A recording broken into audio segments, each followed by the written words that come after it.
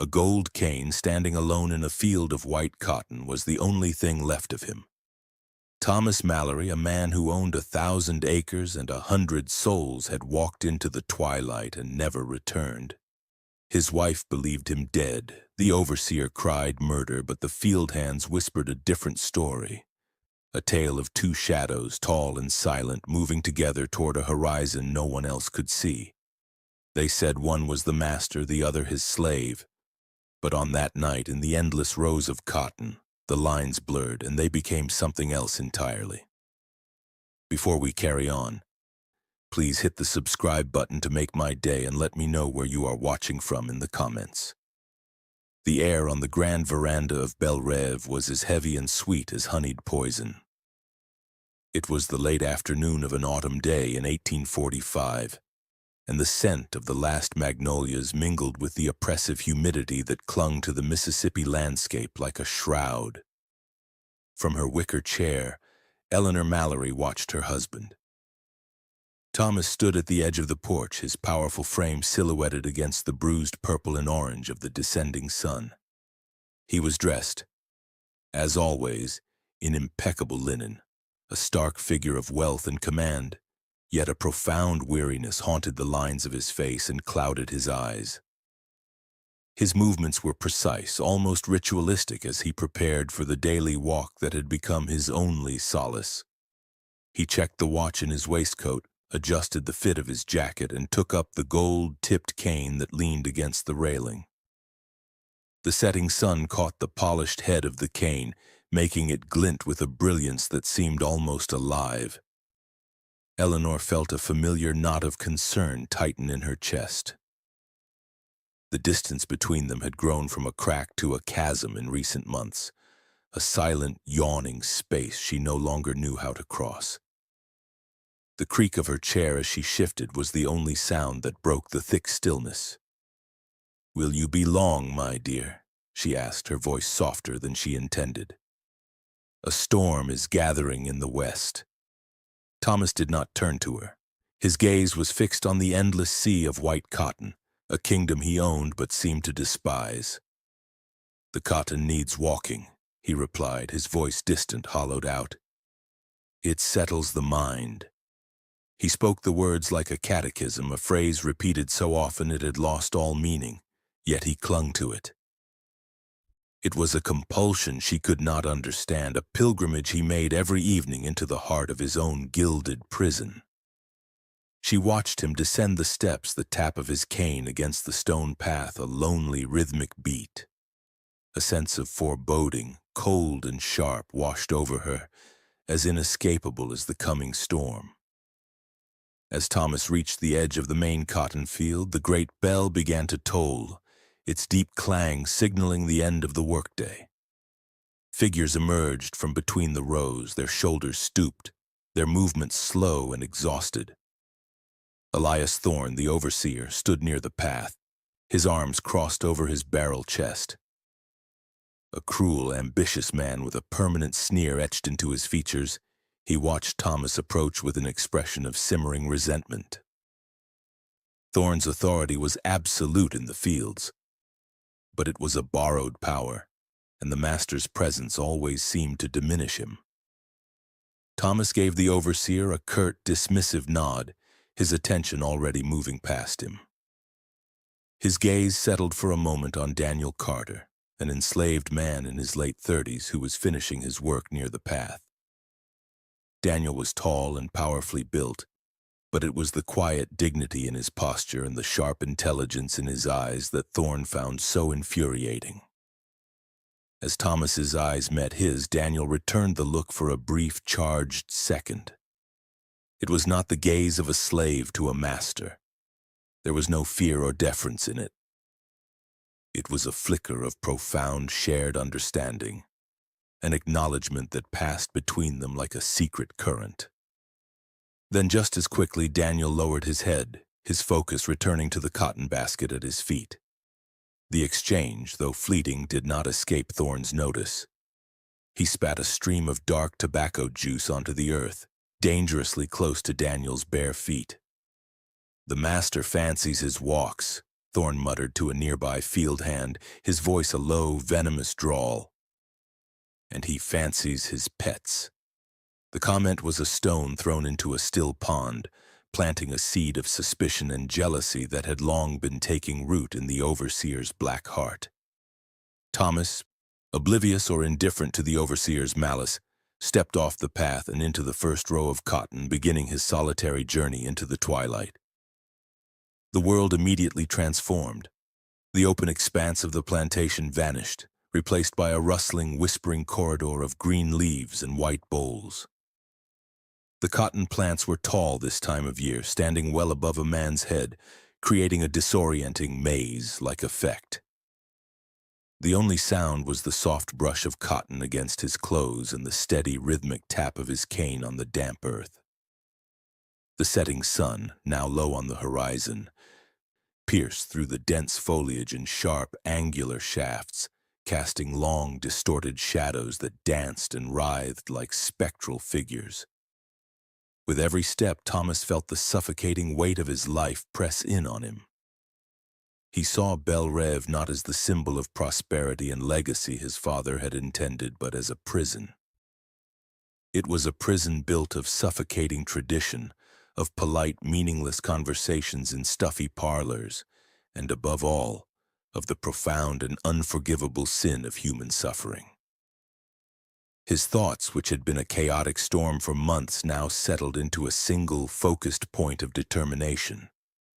He thought of a promise made in the dead of night, a debt of the soul that he was finally prepared to pay. His mind was filled with images not of ledgers and crop yields, but of maps, of constellations, and of the cold, clear air of the north. This was not just a walk, he knew with a chilling certainty. This was an act of departure.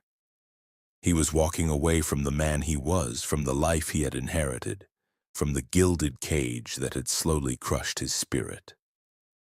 The sky, visible only in a narrow strip above the cotton rows, bled from a fiery orange into a deep, bruised purple. The air grew still and heavy, charged with the electricity of the approaching storm.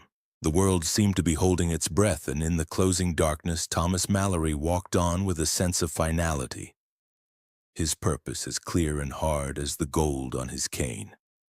Hours passed. The bruised purple of the sky had turned to an absolute starless black.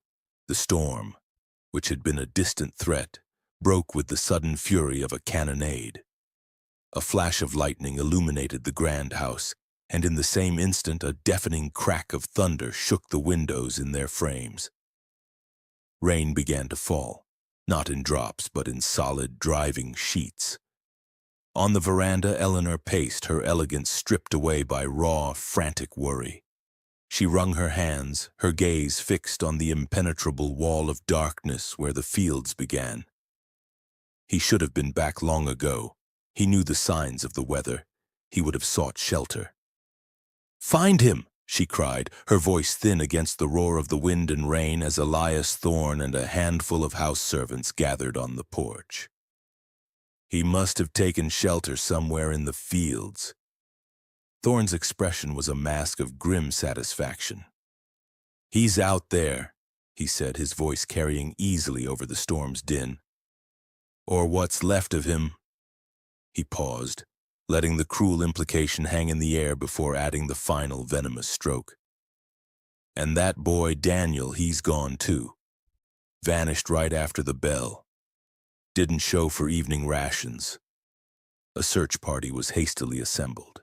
Men grabbed lanterns, their flames sputtering and dancing wildly in the wind, casting bobbing, frantic circles of light that did little to pierce the overwhelming darkness.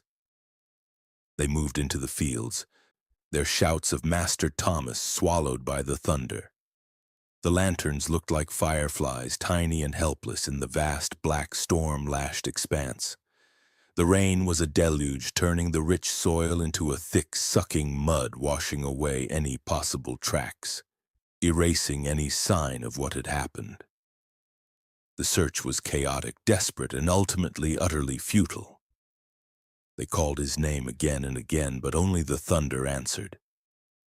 The storm passed as abruptly as it had arrived, leaving behind a world washed clean and eerily silent.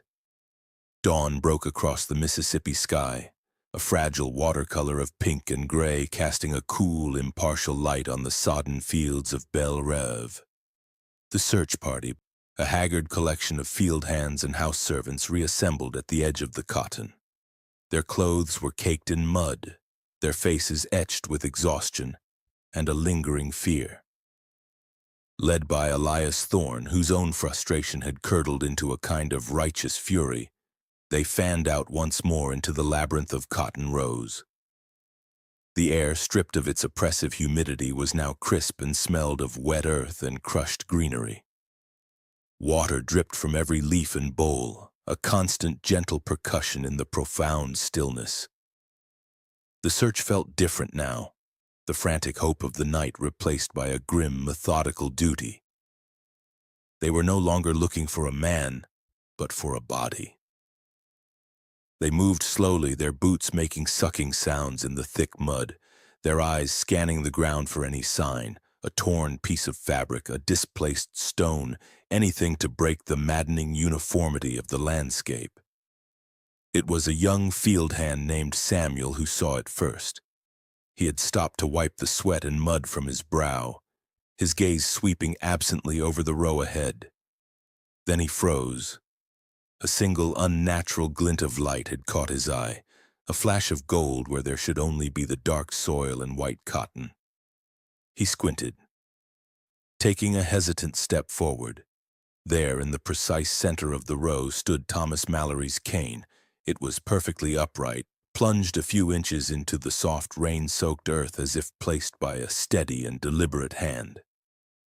The morning dew clung to its polished mahogany shaft, and the ornate gold head, fashioned in the shape of a coiled serpent, seemed to watch them with inert metallic eyes. Samuel let out a choked cry, a sound that was quickly swallowed by the vastness of the field. The other men converged on the spot, their weary trudging turning into a clumsy, urgent run. They formed a silent circle around the cane, a collective breath held in their lungs. The ground around it was a mess of mud and trampled leaves from the storm, but there were no signs of a struggle, no scuff marks, no blood. It was this placid stillness that was most unnerving. This was not the chaotic aftermath of a violent attack. It felt like a marker, a monument. Thorne pushed his way to the front, his eyes narrowing as he took in the scene. He stared at the cane, a muscle twitching in his jaw. It was a statement, a final arrogant gesture, and in his mind the author was clear. The eerie silence that had fallen over the men was broken by his harsh, grating voice. "He was here," Thorne declared, pointing a thick finger at the cane. "This is where that devil Daniel struck him down." Sheriff Brody arrived at Belle Reve before noon, his buggy kicking up mud on the grand, sweeping drive. He was a practical, world-weary man in his 50s with a sun-creased face and eyes that had seen too much of human folly to be easily swayed by hysteria. He found Eleanor Mallory in the main parlor, a room that now felt cavernously empty.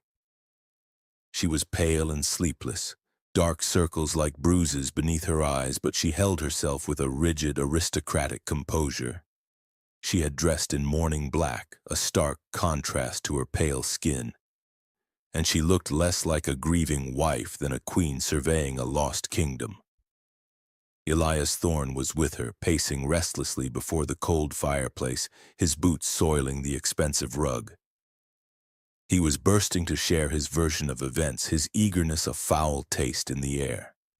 As soon as the sheriff had offered his condolences, Thorne launched into his narrative. "It's plain as day, Sheriff," he began, his voice full of self-importance. "The slave, Daniel, he was insolent, had ideas above his station. Master Mallory was too soft on him, treated him more like a confidant than property. Daniel saw his chance in the storm. He knew the master carried a purse for small expenses. He killed him for whatever coin he had on him, hid the body where it'll never be found, and ran. He's probably halfway to the river by now, looking for a boat north. Sheriff Brody listened patiently, his gaze never leaving Thorne's face, though he occasionally flicked a glance toward Eleanor, gauging her reaction. When the overseer finally finished, breathless with his own conviction, the sheriff took a long moment before speaking. He turned his full attention to Eleanor, his voice calm and methodical. "Ma'am," he said gently, "did your husband have any enemies? Any business dealings gone sour? Anyone in Natchez who might wish him harm?" Eleanor met his gaze, her own eyes clear and steady, though it took a supreme act of will to keep them so. "My husband was respected, Sheriff," she replied, her voice a low, controlled murmur. "He was a pillar of this community." She paused, choosing her next words with infinite care, planting a seed of doubt she hoped would grow. "He has been melancholic of late, distant. He carried a great weight on his shoulders, the burden of this enterprise." She gestured vaguely, encompassing the house, the fields, the entire world of Bel Rev. "He was not the sort to make enemies, but he was a man lost in his own thoughts." Two narratives now hung in the opulent parlor, stark and opposing. There was Thorne's simple, brutal tale of murder and escape, an explanation that satisfied the grim logic of their world. And then there was Eleanor's, a more complex and unsettling portrait of a husband's mysterious depression, a man who may not have been taken but had simply wandered away. For now, Sheriff Brody remained carefully neutral, his expression unreadable. He made notes in a small leather book, his methodical scratching the only sound in the room. The official investigation had begun, but Eleanor knew with a certainty that chilled her to the bone that the truth would not be found in the muddy fields or in the sheriff's careful notes. That evening, a different kind of investigation was taking place in the slave quarters. The air, usually filled with the low murmur of conversation and the sounds of evening chores, was thick with a tense, fearful silence. Thorne and his most trusted drivers had spent the afternoon questioning everyone, their methods brutal, and their questions pointed. Every person was a potential accomplice, every downcast eye a sign of guilt. The community, bound by shared suffering, now felt the added strain of suspicion. Inside one of the small, cramped cabins, Sarah, an older woman whose face was a roadmap of sorrow and resilience, sat with a young field hand named Joseph. Sarah had been a mother figure to Daniel, had known him since he was a boy, and her heart ached with a grief she dared not show. A single candle cast flickering, monstrous shadows on the rough wooden walls. "They won't find him," Joseph whispered, his voice barely audible over the chirping of crickets outside. "Not Master Thomas, not Daniel." Sarah placed a calming hand on his arm, her touch firm. "Hush, boy," she murmured, her eyes darting toward the thin plank door.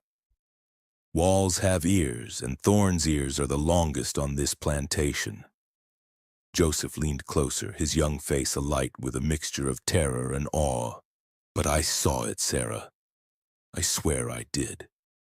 He had been part of the search party, but had lingered at the edge of the woods after Thorne had called them in from the worst of the rain, hoping to find some sign the others had missed. "After the searchers gave up, when the rain was still coming down hard, I saw them." He took a shaky breath. Two tall shadows moving through the cotton over by the north field. They weren't running or stumbling, they were walking, together side by side. One was tall like the master, the other tall like Daniel. They just walked into the darkness. Sarah stared at him, her deep, dark eyes searching his. She saw no lie there, only the profound shock of a boy who had witnessed something inexplicable. A legend was being born in that dim, smoky cabin, a story that would be whispered from one to another in the dead of night. A secret kept like a hidden ember, warm and dangerous. It was a story of two shadows, a tale that offered not an answer, but a different kind of question, one that held a sliver of impossible hope. Eleanor could not sleep. Thorne's crude explanation echoed in her mind. So simple, so convenient, and so utterly wrong. She knew her husband. She knew his melancholy was not the prelude to a random act of violence. It was deeper, more profound. And she knew Daniel. She had seen the quiet intelligence in his eyes, the dignity that even the brutality of his existence could not extinguish. He was not a murderer. Unable to bear the suffocating stillness of her bedroom, she rose and, pulling a silk robe over her nightgown, made her way through the sleeping house to Thomas's private study. This room was his sanctuary, the heart of his power. The scent of old leather, pipe tobacco, and paper filled the air. By the light of a single oil lamp, she surveyed his world.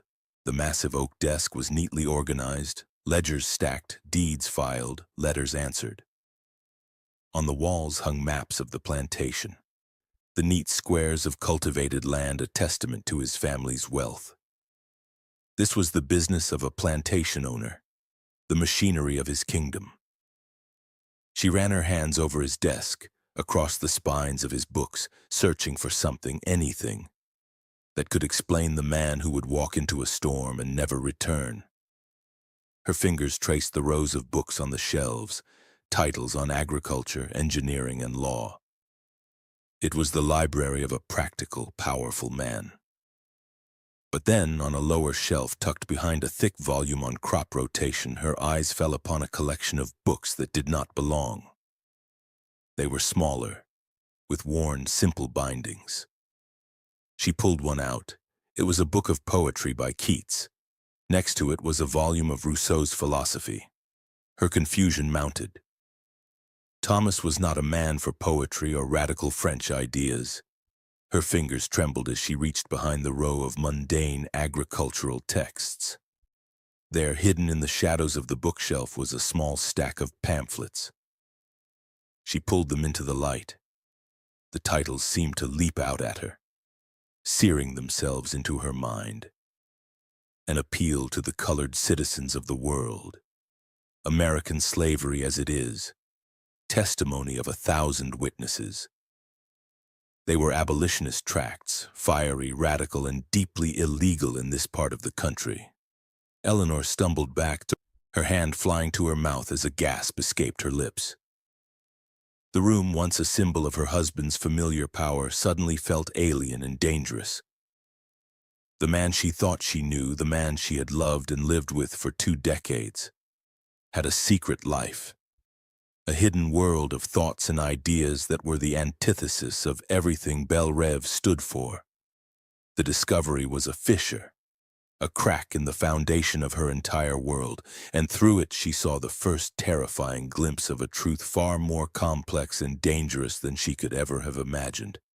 Her husband's disappearance was not an ending. It was the beginning of a mystery she now had to unravel alone. The abolitionist pamphlets felt like burning coals in Eleanor's hands. Spurred by the shocking discovery, a frantic energy seized her, replacing the listless grief that had clouded her senses for days.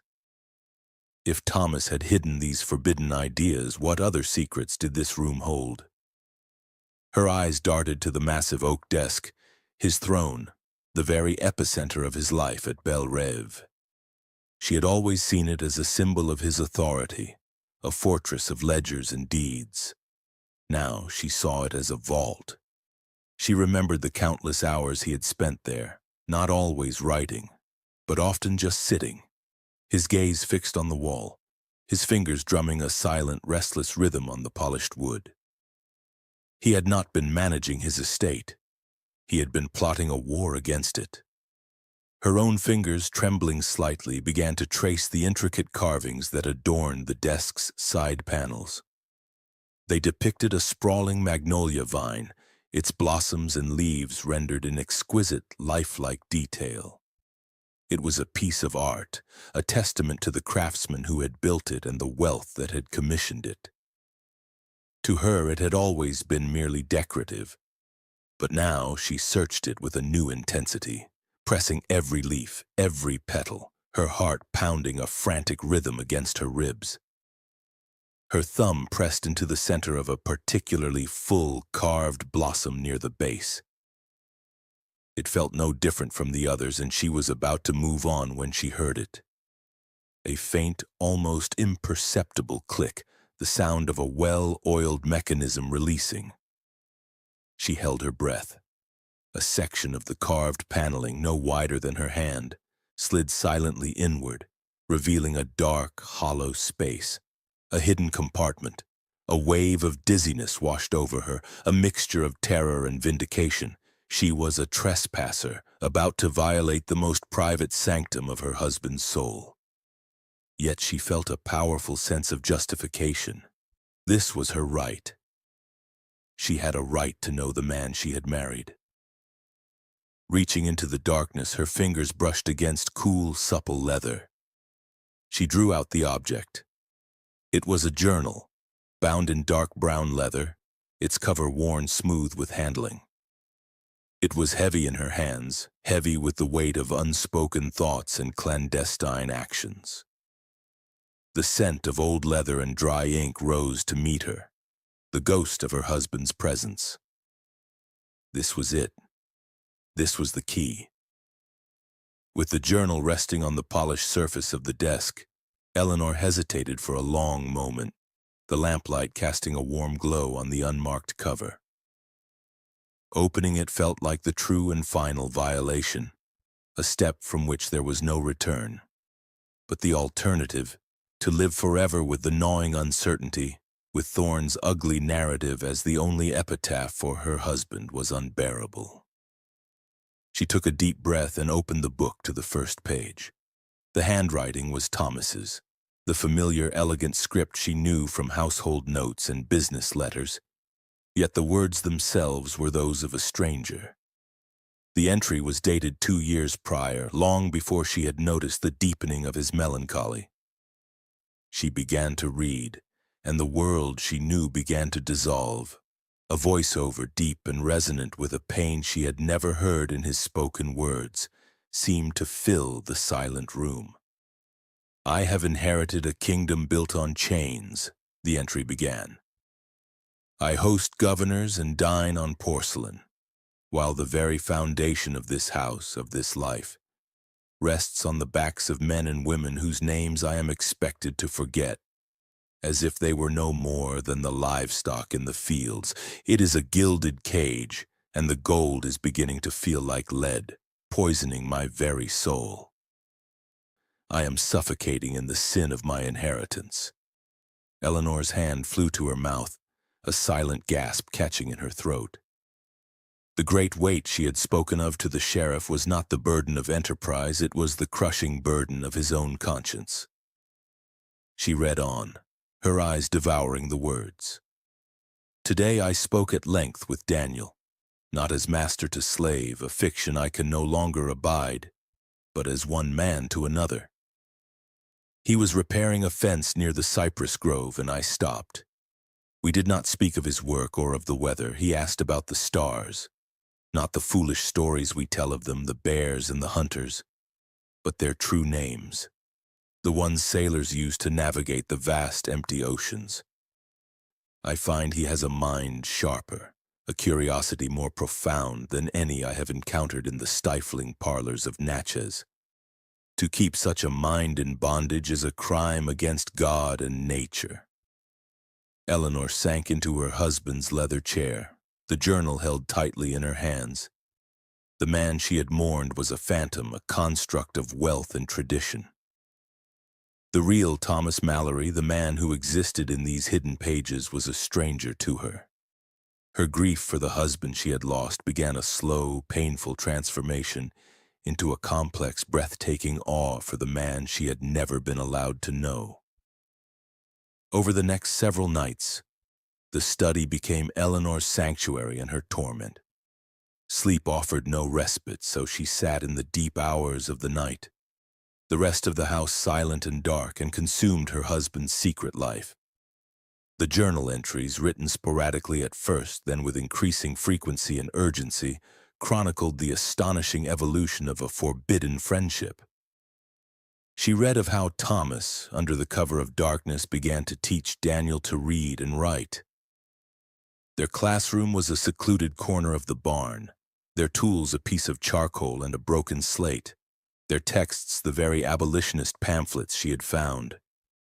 A journal entry from 18 months prior painted the scene. Daniel learns with a ferocious speed, Thomas wrote, his script alive with a strange new energy.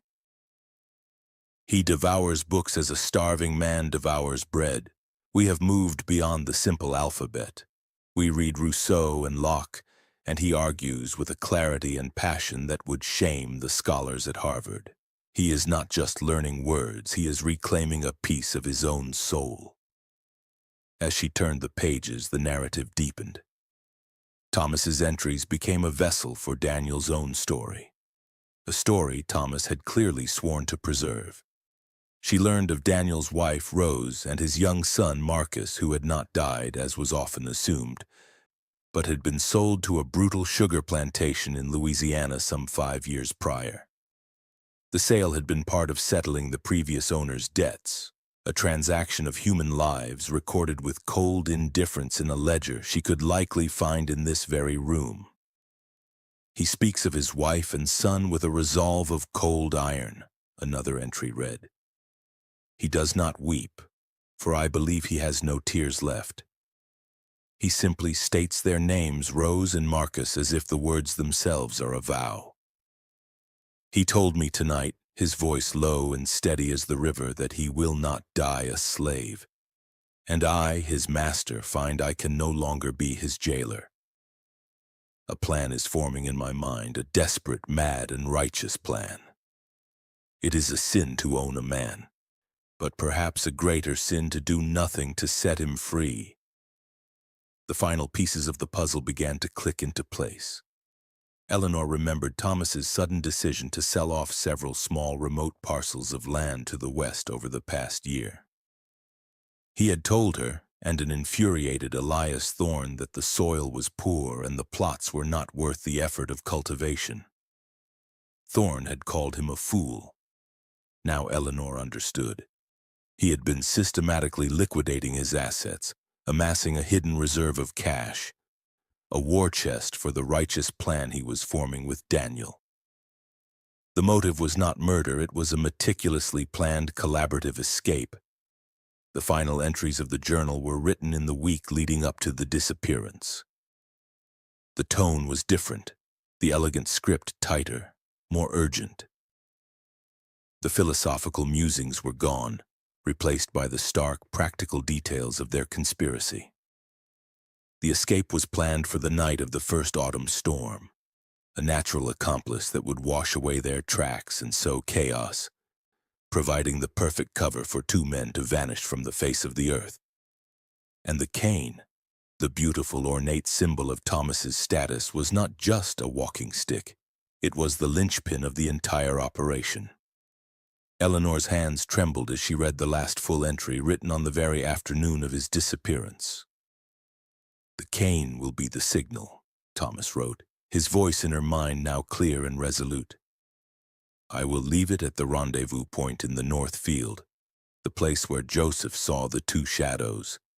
It will tell Daniel that I have made it safely away and that the first part of the funds are waiting for him there, buried in an oilskin pouch.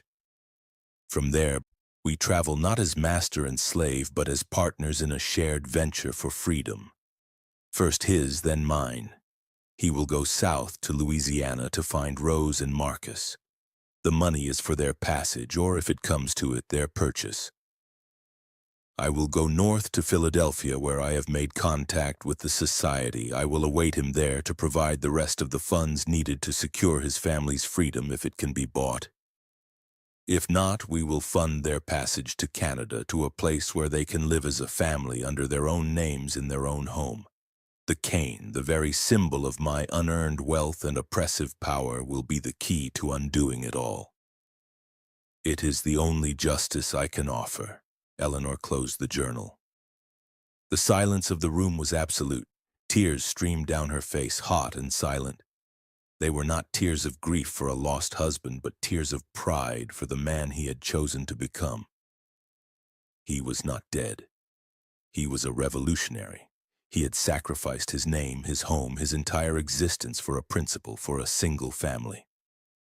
And she, Eleanor Mallory, the mistress of Belle Reve, was now the sole keeper of a secret so profound, so dangerous, that it could get them all killed.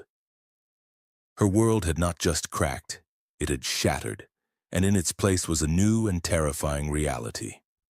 She was no longer just a wife, she was an accomplice. The journal's pages became a portal. As Eleanor read, the ink dissolved, and the study around her faded away, replaced by scenes that flickered into life, born from her husband's elegant, tormented script.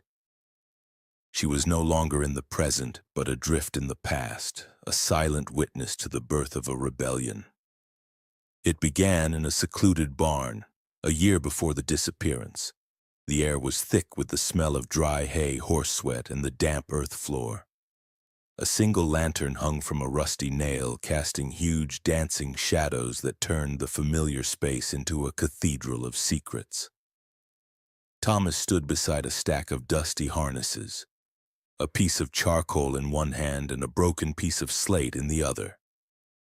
Across from him, Daniel stood with his arms crossed, his powerful frame tense, his face a mask of deep, wary suspicion. He had been summoned here on a moonless night with no explanation, an act that could mean anything from a secret task to a summary execution. Thomas laid the slate on an overturned barrel. "A man is not free if his mind is kept in a cage," Thomas said, his voice low and steady, yet carrying an intensity that made the air vibrate. He pushed the charcoal across the barrel's surface. "This is the key. Do you want it?" Daniel did not move for a long time. His eyes, sharp and intelligent, searched Thomas's face, looking for the trick, the trap. He saw none. He saw only a desperate sincerity, the look of a man just as trapped as he was. His gaze dropped to the charcoal, the simple tool that held the power to unlock the world. His voice, when he finally spoke, was a low, intense rumble, filled with the pain of a lifetime of enforced ignorance. "I want to read the names of the stars you spoke of," he said, the words coming out in a rush of pent-up desire. "I want to read the bill of sale that took my wife from me on a piece of paper.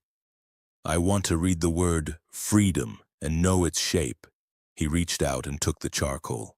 His large, calloused hand, a hand made for picking cotton and breaking soil, held the fragile stick with an almost reverent gentleness. Thomas guided his hand, and in the flickering conspiratorial light of the lantern they drew the first letter. The scratching sound of charcoal on slate was a tiny, defiant sound in the vast silence of the Mississippi night. But to the two men in the barn it was as loud and momentous as a cannon shot. It was the first blow against the walls of their prison. The seasons turned. The secret lessons continued, moving from the barn to the quiet shade of the cypress grove, their bond deepening with every shared word. 6 months before they vanished, Eleanor saw them by a small, meandering creek at the far edge of the plantation. It was a place no one ever went. In her mind's eye, she saw Thomas unpack a parcel of food, not the coarse cornmeal and salt pork of the quarters, but bread, cheese, and smoked ham from the main house kitchen. He laid it out on a clean cloth between them. They ate in a comfortable silence, the gurgle of the creek a soothing counterpoint to the ever-present hum of the fields. The act of sharing a meal so simple and human was in itself a profound rebellion, a dismantling of the brutal hierarchy that governed their lives. After they ate, Thomas unrolled a hand-drawn map, its paper softened and creased from frequent handling. It was a map of the southern states. Daniel leaned over it, his suspicion long since replaced by a focused, burning intensity. His finger, thick and strong, traced the winding path of the Mississippi River down into the boot of Louisiana. "Down here," he said, his voice tight. "They say the sugar plantations are a hell worse than this. They work a man to death in 5 years." He did not need to say her name. rose. Thomas watched him, his expression somber. "I have been selling land," he said quietly. "The western plots. Thorne thinks I'm a fool that the soil is poor." He gave a short, mirthless laugh. "It is, but the money is good." Daniel looked up from the map, his eyes locking with Thomas's. The question was there, sharp and direct. "Money for what?" Thomas met his gaze without flinching. The time for secrets between them was over. "For passage," he said, his voice barely a whisper, yet the words landed with the force of a physical blow. "For a journey." In that moment by the quiet creek, the dynamic shifted irrevocably. This was no longer a master bestowing a gift upon a slave. This was a funded operation. They were partners, strategists, two generals planning a campaign against an empire, with a hand-drawn map as their battlefield and a small hidden purse of gold as their arsenal. The alliance, forged in secret, was destined to erupt into the open. 3 months before the disappearance, the confrontation came. Eleanor pictured it vividly, the scene painted by Thomas's furious clipped prose in the journal. It was midday, the sun a merciless hammer in the sky. Elias Thorne was in the midst of administering discipline. A young boy, no more than 12, had dropped a basket of cotton, and Thorne was laying into his back with a leather whip. The boy's thin cries swallowed by the vast, indifferent fields. Other workers kept their heads down, their faces blank. A practiced defense against a horror they were powerless to stop. But Daniel was different. He dropped his own basket and walked calmly toward the scene. He did not say a word. He simply stepped between Thorne and the boy, turning his own broad back to the overseer. The whip, intended for the child, cracked across Daniel's shoulders, leaving a dark, instantly bleeding weal on his homespun shirt. Daniel didn't flinch or cry out. He simply stood there, a silent, immovable wall of defiance. At that moment, Thomas arrived, riding his stallion, his face a mask of thunder. He dismounted before the horse had even come to a full stop. "Thorne," he said. His voice was dangerously quiet, a quiet that promised a violence far worse than the overseer's loud brutality. "Put down the whip." Thorne, caught off guard, sputtered, his face flushing a deep, mottled red. "This is my right. This boy needs discipline, and this one," he gestured contemptuously at Daniel, "needs to learn his place." Thomas took a slow step forward, his shadow falling over both the overseer and the man he was protecting. "His place is where I say it is," Thomas stated, his voice like chips of ice. "And your place is to obey my orders. You will not lay a hand on Daniel again, or any person on this plantation without my express permission. Is that understood?" The challenge was absolute. Thorne, his authority publicly stripped away, could only stare, his eyes burning with a hatred so pure it was almost palpable. He slowly lowered the whip, his knuckles white. The public declaration was a seismic event.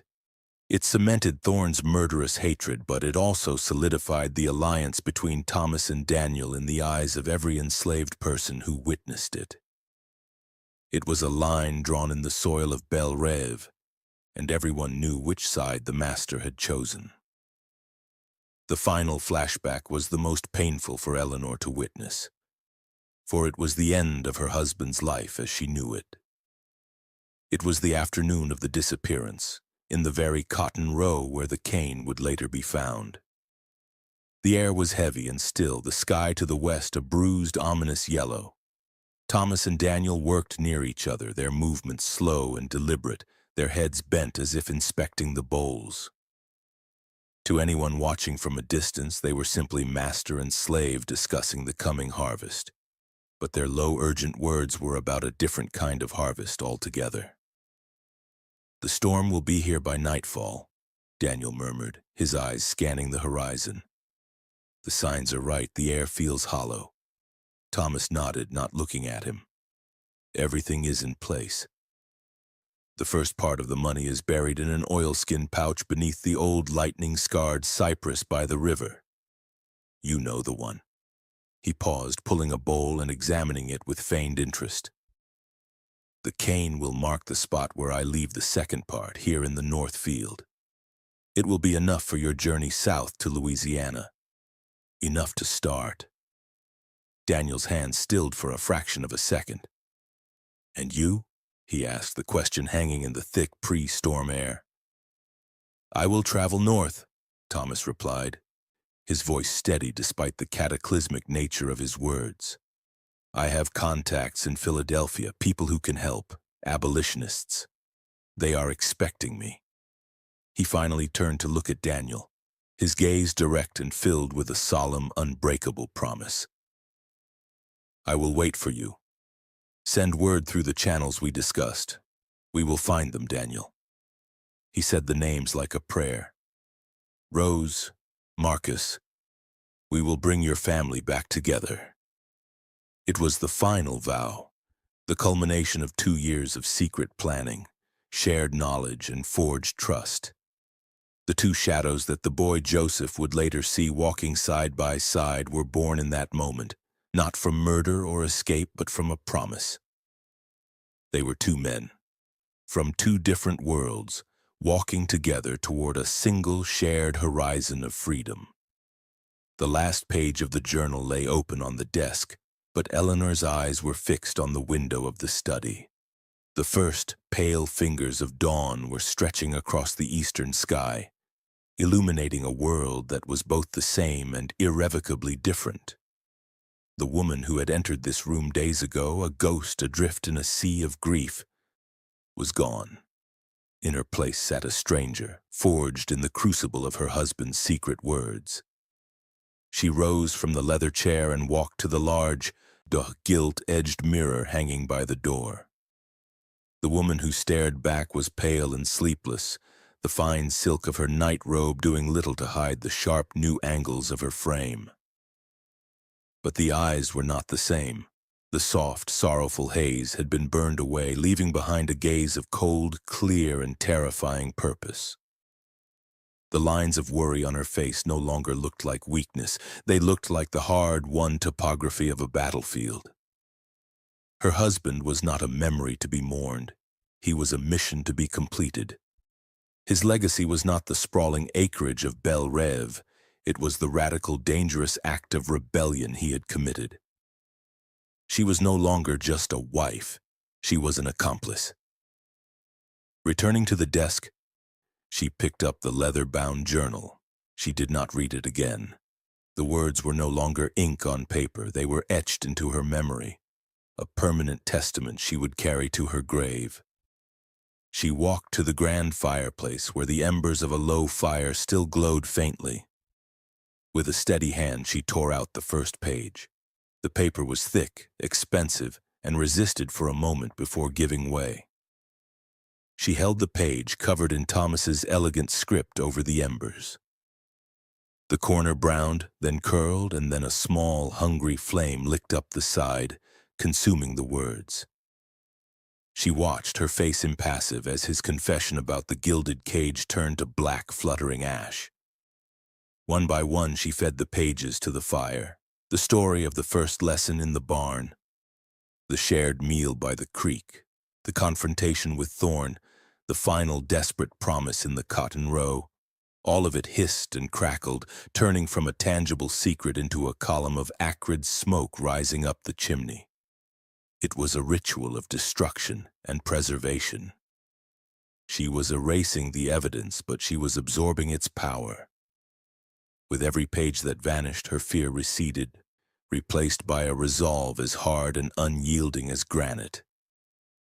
When the last page was gone and the cover itself was smoldering in the grate, she stood back.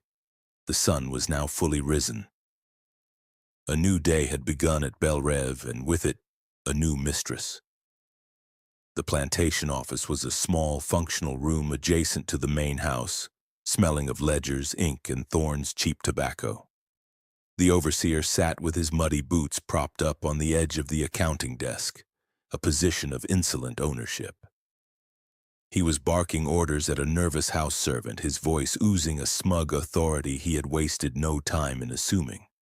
He believed himself the regent of Belle Rêve, the de facto master until some distant cousin of Thomas's could be located to take over. He did not hear Eleanor enter. She moved with a new, silent grace, her presence a sudden drop in the room's temperature. "Mr. Thorne," she said. Her voice was quiet, yet it cut through his blustering like a razor. Thorne's boots hit the floor with a thud. He turned, a look of annoyance on his face that quickly morphed into a condescending pity. "Ma'am," he said, rising slowly from the chair, "you shouldn't be troubling yourself with these matters. This is man's work. You should be in the house, in mourning." Eleanor advanced into the room, her gaze sweeping over the disarray, the casual disrespect. She stopped on the opposite side of the desk, placing her hands flat on its surface, claiming the space as her own. "I am in mourning for the man I thought my husband was, Mr. Thorne," she replied, her voice as cold and polished as Riverstone. "I am now responsible for the legacy of the man he truly was. From this moment forward, all orders regarding the operation of this plantation, from the planting of the fields to the rationing of supplies, will come directly from me." Thorne let out a short, scoffing laugh. "With all due respect, Mrs. Mallory, you know nothing of running a plantation. It is a complex and often unpleasant business." "I am a faster learner than you imagine," she countered smoothly. "For instance, I have been reviewing my husband's ledgers, his private ones." She let that hang in the air for a moment, watching the confidence drain from Thorne's face. "I see he sold the western plots over the past year. You advised against it, I believe. You thought him a fool for selling what you considered to be poor soil." Thorne's mouth opened and closed, but no sound came out. He was utterly blindsided. "I will be handling all financial matters from now on," Eleanor continued, pressing her advantage. "Your duties will be restricted to the fields. You will oversee the work and nothing more. And your methods will change." She leaned forward slightly, her eyes locking onto his. "There will be no more use of the whip. Rations will be increased. The workday will end at the second bell without exception, regardless of the task.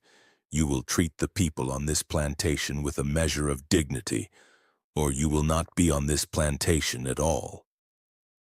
The color rose in Thorne's thick neck, a tide of impotent fury.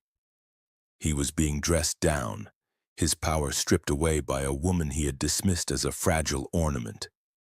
He saw in her eyes not the grief-stricken widow, but a formidable and inexplicable new authority. He had lost control, and the realization left him sputtering. His hatred for her, for Thomas, for the memory of Daniel, curdling into a poison he had no choice but to swallow. Later that week, under the guise of distributing extra rations, in memory of her late husband's generosity, Eleanor made her way to the quarters. It was a calculated act, her first move as the new ruler of Belle Rêve, and it served two purposes. It was a public demonstration of the new order she had dictated to Thorne, and it was a private mission. The atmosphere in the quarters was still heavy with the fear Thorne's interrogations had instilled. People moved with their eyes downcast, their conversations falling to whispers as she approached. They accepted the offerings of smoked bacon and fresh flour with murmured thanks, but their eyes were wary. Eleanor moved through the small cluster of cabins, her heart aching at the poverty and grim functionality of it all. She was looking for one person. She found Sarah sitting on the steps of her cabin, mending a small shirt. The older woman's face was a mask of stoic endurance, but her eyes held a deep, ancient sadness. Eleanor dismissed the servant who accompanied her and approached Sarah alone. "Sarah," she said softly.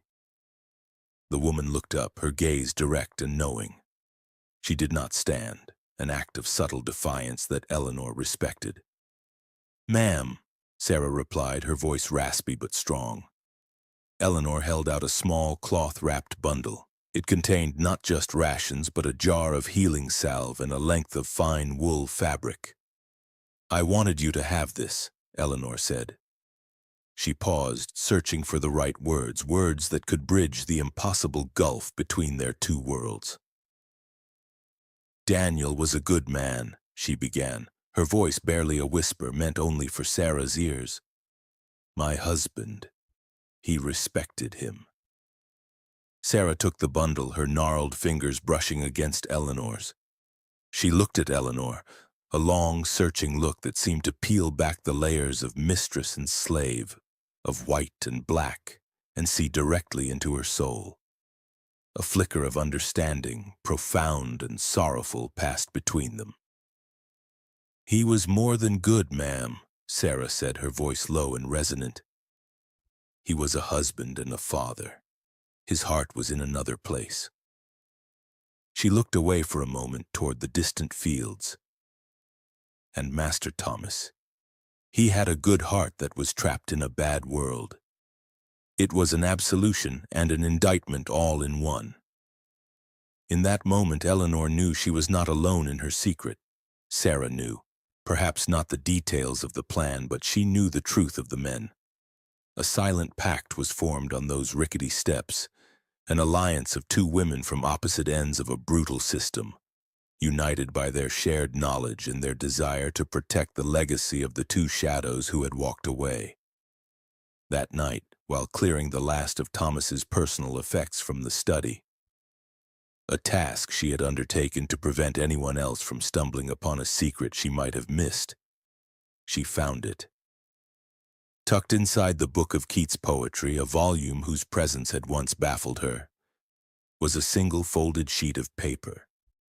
It was a letter addressed simply to Eleanor in her husband's hand.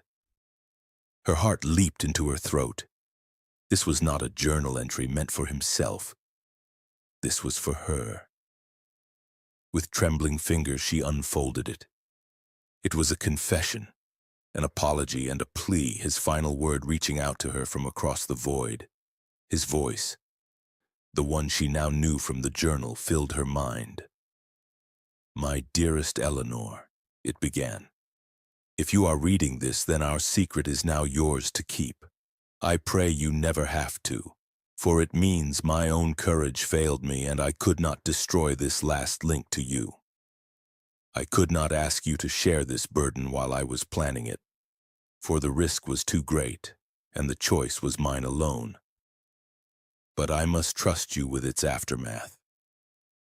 I have chosen a path I know you cannot understand, a path that forsakes my duty to you and to our life. For that I am truly sorry. But it is the only one my soul would allow me to walk. Please know, I have not been taken from you by force, but have gone willingly toward a purpose I believe to be greater than myself, a small act of justice in a world full of injustice." Eleanor had to stop, pressing the letter to her chest as a wave of emotion, a complex mix of love and grief and pride, washed over her. She took a breath and continued reading.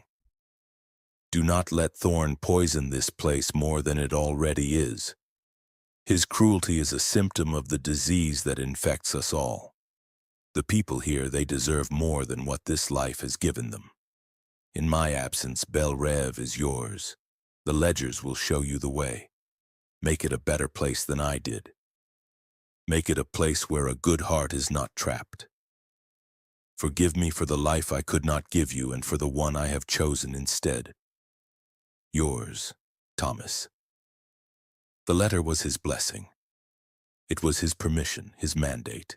It solidified her resolve, transforming it from a reaction to his secret into a partnership with his purpose.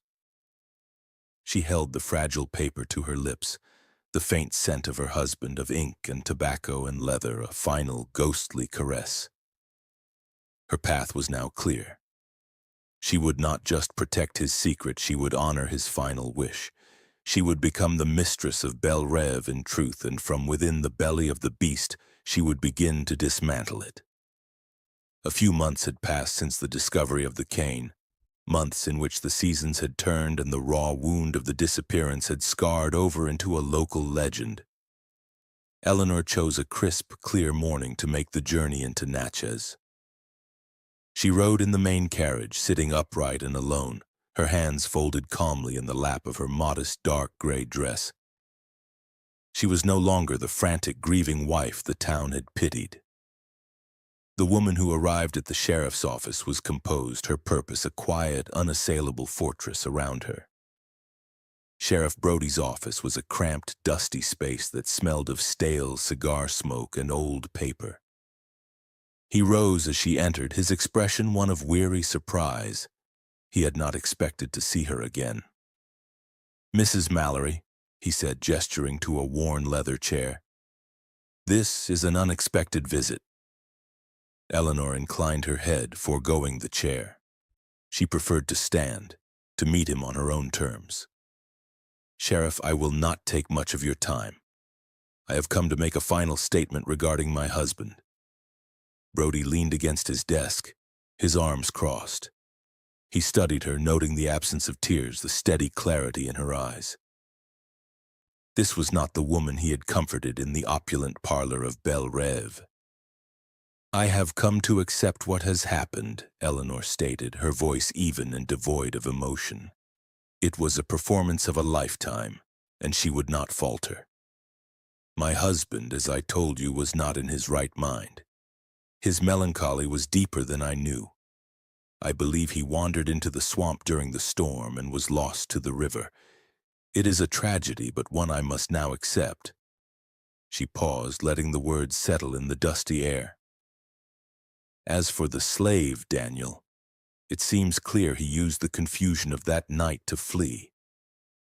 I see no evidence of foul play, no reason to believe he had any hand in my husband's fate beyond his own selfish opportunism. Therefore, I wish for the investigation to be closed." She delivered the final, crucial blow. "I have instructed my lawyer to begin the proceedings to have my husband declared legally dead. It is time for Belle Rêve to move forward." Sheriff Brody was silent for a long moment. He was a man who dealt in facts, in evidence, in the brutal, simple logic of crime and punishment. Eleanor's story was plausible, neat. It tied up all the loose ends. Yet as he looked at the woman before him, at the unyielding strength in her posture, he sensed a story far deeper and more complex than the one she was telling. He sensed the vast, silent weight of things left unsaid. He had been a sheriff long enough to know that some truths were not meant for his ledgers, that some mysteries were better left to the whispers of time. He gave a slow, resigned nod. "As you wish, Mrs. Mallory," he said, his voice softer than he intended. "It's a tragedy, to be sure. Some things, I suppose, were never meant to fully understand." He watched her turn and leave, her back straight, her steps measured. The door closed behind her, and the office seemed darker. The dust motes dancing in the sunlight, suddenly looking like the scattered ashes of a story he would never read. The new order at Belle Rêve did not arrive like a storm, but like a slow, quiet tide. It began with the departure of Elias Thorne. He lasted less than a month under Eleanor's rule. Deprived of his whip and his absolute authority, he was a king without a crown. His power neutered. He chafed under her calm, unyielding commands, her insistence on fair work hours, her quiet audits of his supply requests.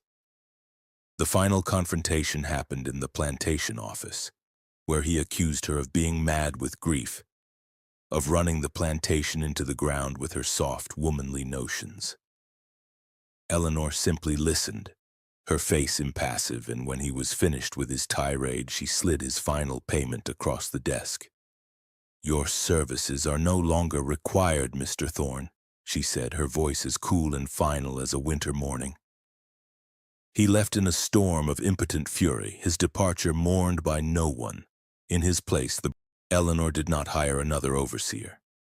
Instead, she promoted one of the older, more respected enslaved men to act as a foreman, and in a move that sent shockwaves through the local planter society, she began to hire free black laborers to work alongside the enslaved population. They were paid a fair wage, given proper housing, and treated as employees, not property. The lines, once so stark and brutal, began to blur. A field of cotton was now tended by hands that were owned and hands that were free. A quiet, radical experiment that was both a practical necessity and a deep philosophical statement. Using the financial acumen she never knew she possessed, and guided by the secret knowledge from Thomas's ledgers, Eleanor began to wield the profits of Belle Rêve like a weapon against the very system that generated them. She made discreet trips to Natchez, meeting with a Quaker lawyer who asked few questions. With the money from the cotton harvests, she began to buy the freedom of the plantation's most elderly and infirm slaves, those who were considered to have little value left. She did it quietly, one by one, arranging for their transport north with the help of the lawyer's silent network. Belle Rêve was still a plantation, a place of bondage, but under her command it was becoming something else. A place of transition, a slow, secret dismantling of an empire from within, guided by the ghost of her husband's final wish. In the taverns and parlors of Natchez, the truth of Belle Rêve was lost, replaced by a far more romantic and haunting fiction. The story of Thomas Mallory's disappearance became a local ghost story, a cautionary tale told over whiskey on stormy nights. The complex, courageous reality of two men plotting a desperate escape for freedom was whittled down into a simple, supernatural fable. They say on nights when the moon is down and a storm is brewing, you can still see them out in the Mallory fields, one merchant would say, his voice low and theatrical, to a rapt audience in a smoky tavern. Two tall ghosts walking the rows, side by side. Another man, a farmer with hands like gnarled roots, would pick up the tale. One is the master, Thomas Mallory himself, his fine clothes all tattered and torn. The other is the slave who murdered him, the one they call Daniel. They say the devil bound their souls together as punishment for the crime. The legend grew with each telling. Some claim to have heard the faint, rhythmic tapping of a ghostly cane on the wet earth. Others swore they saw the glint of its gold head in flashes of lightning. The public narrative was cemented, a fiction that, in its own ironic way, offered the most profound protection for the truth. The two shadows were no longer men, they were phantoms, their revolutionary act of hope twisted into a grim tale of murder and eternal damnation. The world, unable to comprehend an alliance between master and slave, had created a story it could understand, a story that reinforced its own brutal logic, leaving the real, dangerous truth to rest in peace, known only to a silent woman on a lonely plantation and an old woman in the quarters who knew the truth of a good heart trapped in a bad world. 1 year to the day after Thomas had walked into the twilight, Eleanor sat on the veranda in the same wicker chair where she had last watched him. The oppressive humidity of that long-ago evening was gone, replaced by the gentle, fragrant air of a perfect autumn twilight. She looked out over the cotton fields, a landscape that was once a symbol of her prison but was now the field of her own quiet war. The work was done for the day and the fields were quiet, peaceful. In her lap, her hands held a single sheet of paper, a letter that had arrived that morning. It had not come through the official post. It had been delivered by a free laborer she had hired months ago, a quiet, trustworthy man who had handed it to her with a knowing look and then melted away. The paper was worn, creased and softened by a long journey passed from one secret hand to another. There was no return address, no salutation. It contained only 3 words written in a familiar, elegant script that made her heart ache with a bittersweet recognition. They are free. A wave of profound relief, so powerful it was almost painful, washed over her. It was not the giddy joy of victory, but the deep, quiet satisfaction of a promise fulfilled, a debt finally paid. Thomas and Daniel had made it. Their desperate, mad, righteous plan had succeeded.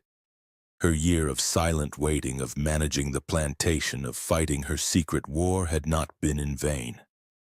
The sacrifice had been worth it. She closed her eyes, the tears finally coming, not of grief, but of a deep, cathartic release.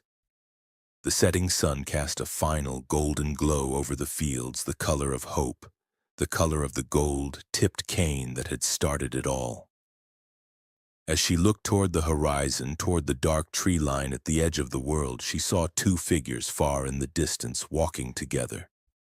It was just two of the field workers, a father and son perhaps, heading home after a long day's work. But for a moment in the fading light, she allowed herself to see them as something more. She saw two tall shadows, moving not as ghosts bound by punishment, but as free men, their shoulders straight, their steps steady, walking together into the sunset, toward a future they had claimed for themselves. The legend was for the world. This truth was for her, and it was enough.